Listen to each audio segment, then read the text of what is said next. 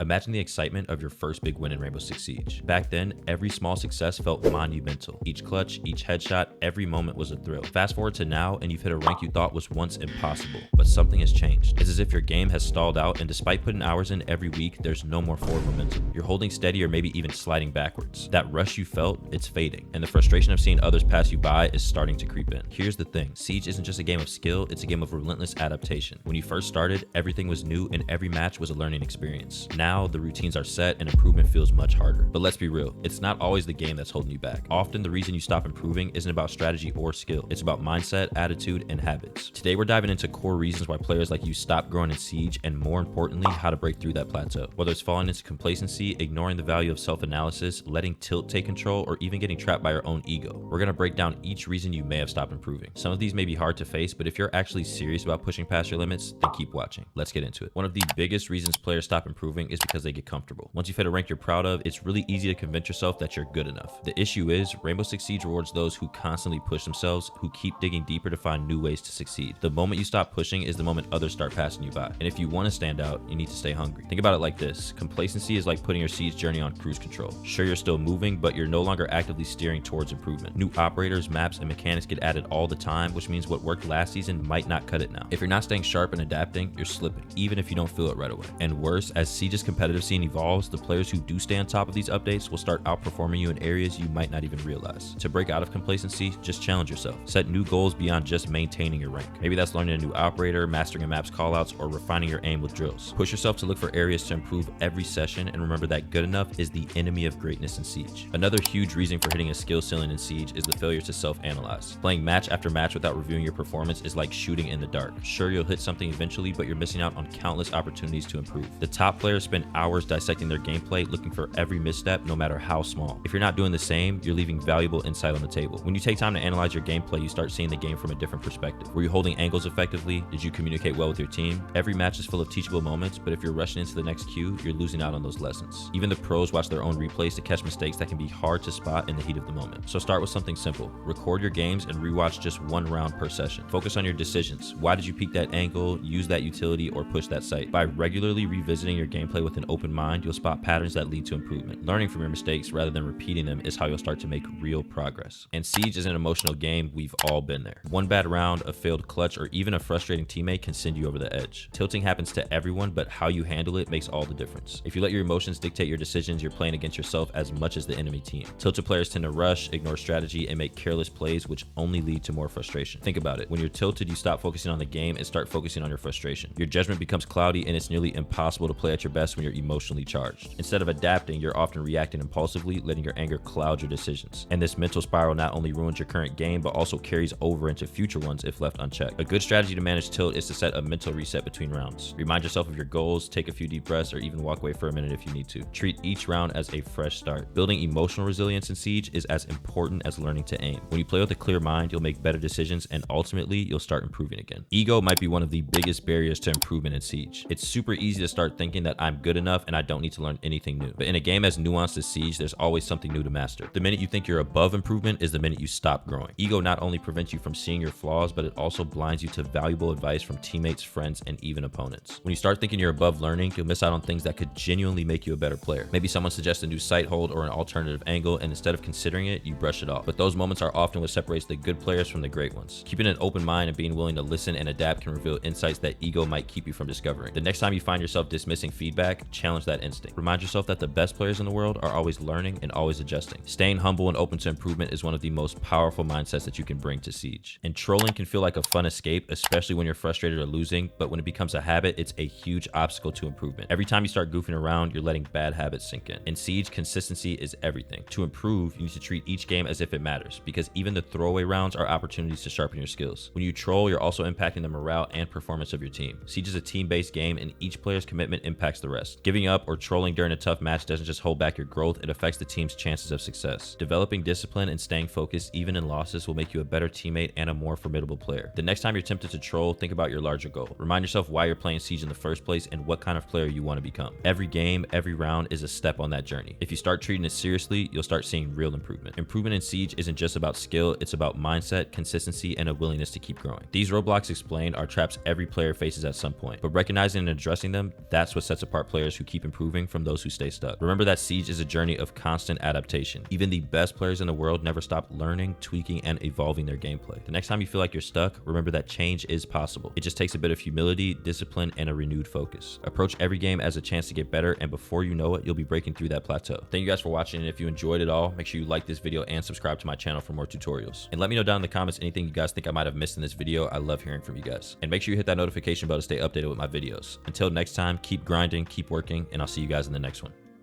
Peace.